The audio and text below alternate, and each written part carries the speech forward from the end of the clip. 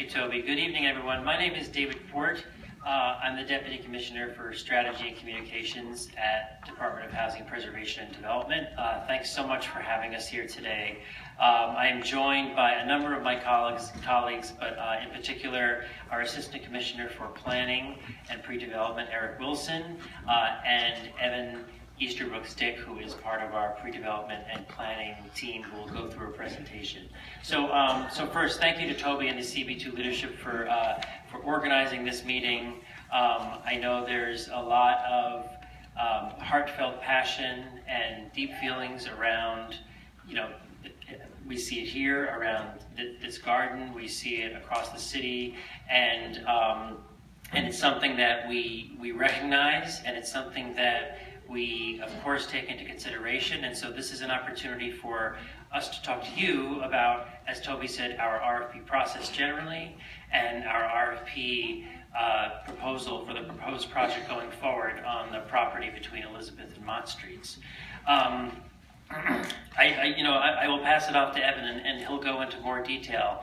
But I guess I just want to start, and just for a minute, and just say, these are difficult decisions that we make as a city, and they're not made in a vacuum when we're thinking about where affordable housing can be developed and how it meets the needs of the neighborhood and how that works with competing needs of the neighborhood. These are all things that we take seriously, and we consider not just within our agency and with our partner agencies in City Hall, but with communities and with community boards. And that's why we're here, to hear the very passionate, and I guess, lack of a better word, authentic words from folks in the garden. I mean, we hear you, and nothing we're saying tonight is at all to dismiss any of that. It's fully recognized.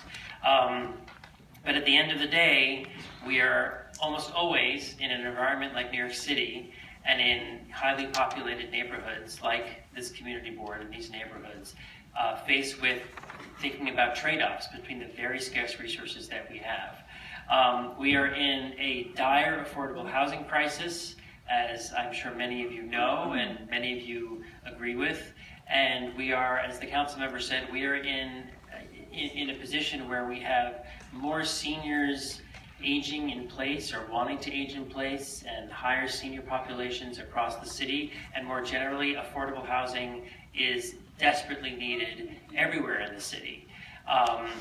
And there are a few places, particularly in Lower Manhattan, where this is actually possible. And so these are the types of things that we weigh, and we really strive to think about development that can address as many community needs as possible. We do think that, as we'll show you, that this site, this project can accommodate both affordable housing as well as some public open space, whether it be, and exactly how that open space is to be used, we can discuss that.